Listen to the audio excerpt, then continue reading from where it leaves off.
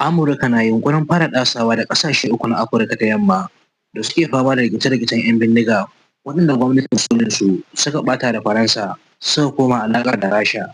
Ma'aikatar harkokin wajen Amurka ta sanar da cewa shugaban sashen harkokin Afirka zai ziyarci Bamako, babban birnin Mali, domin isar da saƙon girmama 'yancin Mali, sannan ya tsara sabuwar alaƙa da ƙasar. Sanarwar ta ƙara da cewa Amurka za kuma ta ƙara ƙarfafa alaƙa da sauran ƙawayen Mali, wato Burkina Faso da jamhuriyar Nijar, a ɓangaren abubuwan da suka shafi tattalin arziki da tsaro. Sai dai abubuwan da babu a cikin tsare-tsaren ziyarar shine babu batun dimokuraɗiyya da 'yancin ɗan adam, lamarin na ƙasan ƙasar da ƙwaƙwaran fitarwa.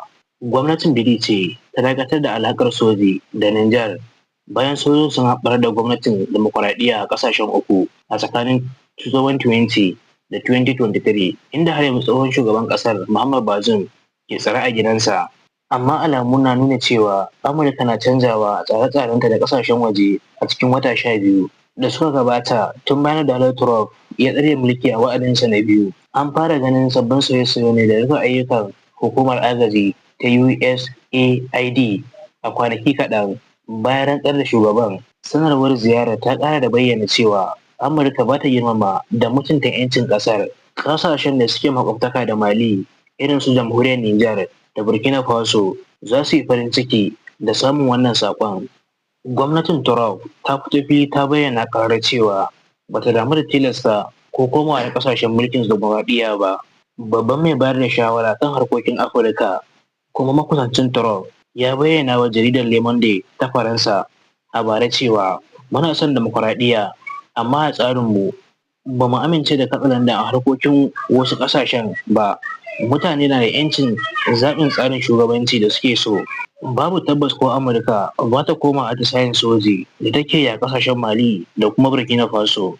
Shugaban sojojin Amurka Afirka wato Africom a tsakanin 2022 zuwa 2025 ya bayyana cewa mulki mai kyau na da tasiri sosai kafin a ƙara amfani da ƙarfin soji wajen magance matsalar tsaro.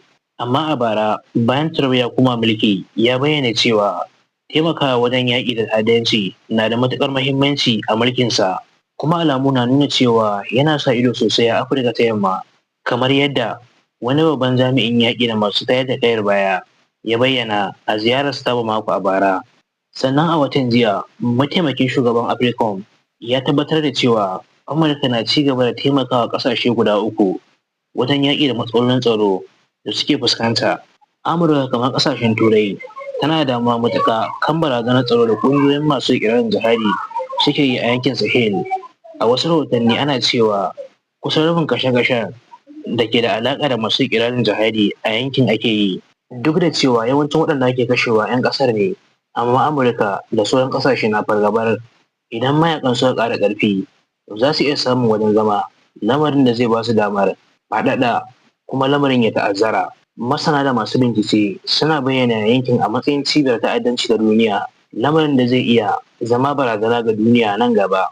Haka kuma ayyukan mayakan zai iya zama barazana ga safarar kayayyaki masu muhimmanci musamman ma'adanai. Tuni dai gwamnatin sojan Nijar ta kwace babbar cibiyar haƙar ma'adanai uranium ta ƙasar wato Orano daga hannun 'yan Faransa, sannan ta yunkurin ƙulla alaƙa da Rasha. Haka kuma gwamnatin Trump na fargabar yiwuwar Rasha ta karɓe komai musamman wajen shigewa gaba kan alaƙar tsaro da ƙasashen uku. A yanzu Amurka ba ta kallon kasancewar sojin Rasha a yankin a matsayin wata barazana. Rasha ta tura sojoji kusan 1,000 a matsayin sojojin haya a Mali, sannan akwai waɗanda suke zuwa aikin sintiri a Burkina Faso da Nijar. Lokacin Atala ya ziyarci Bamako yana nuna cewa Amurka ba ta damuwa da taimakon sojojin Rasha a yankin ba, amma akwai alamun da ke nuna cewa Amurka ba ta so ta bar Rasha ta yi kaka gida a harkokin tsaron ƙasashen uku.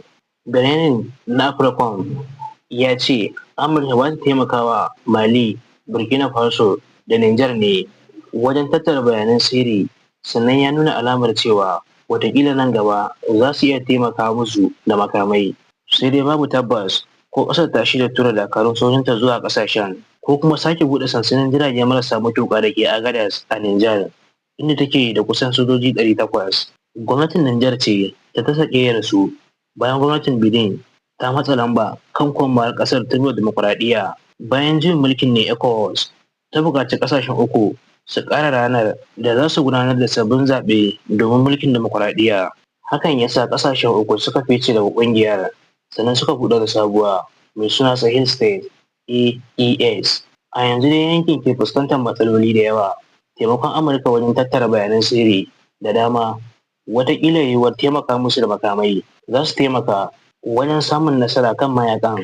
Amma la'akari da aikin sojojin Faransa na shekaru da inda ta rika tura dubban dakaru domin daƙile matsalar, za a iya cewa aikin sojoji kaɗai ba zai iya magance matsalar ba baki ɗaya. Ba za a iya magance matsalar ba sai an magance matsalolin tattalin arziki da talauci da suka yi wa yankin katutu.